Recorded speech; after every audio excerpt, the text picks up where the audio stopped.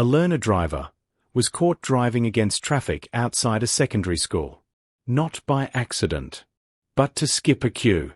This happened on the 10th of April, around 12:08 p.m., along Prince Road beside St. Margaret's School Secondary. At that time, cars were lining up to enter the school. One lane was packed. The other lane was clear. A black car with a P-plate chose the empty lane, but it was the wrong direction. The driver moved straight into oncoming traffic. Then everything slowed down. The car stopped in the middle of the road.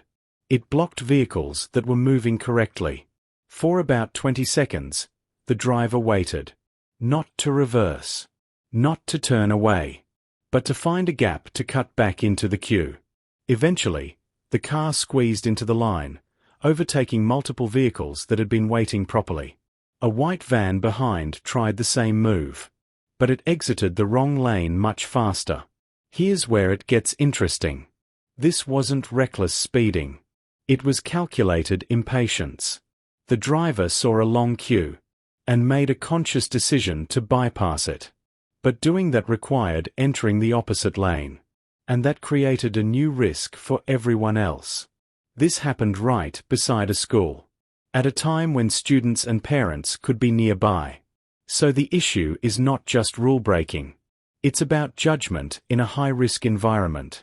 In Singapore, driving against traffic can fall under dangerous or inconsiderate driving. And for a P-plate driver, that matters more. Because new drivers are still being assessed on their behaviour. One serious mistake can lead to penalties or even license consequences. But beyond the law, there's a deeper pattern. We are seeing more situations where drivers try to beat queues. Using bus lanes, cutting lanes, or forcing entry. It may look like saving a few minutes, but it shifts the cost onto everyone else. Other drivers have to brake suddenly. Traffic flow becomes unpredictable, and tension builds on the road. What makes this case different is how deliberate the move was.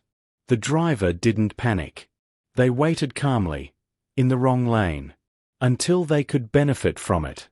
So the real question is not just what happened. It's this.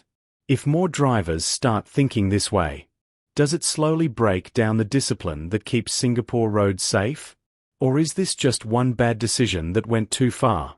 What would you do if you were the driver facing that situation? Would you wait in line? Or take the risk to move ahead? Let me know your thoughts. Like, share and subscribe to 2230.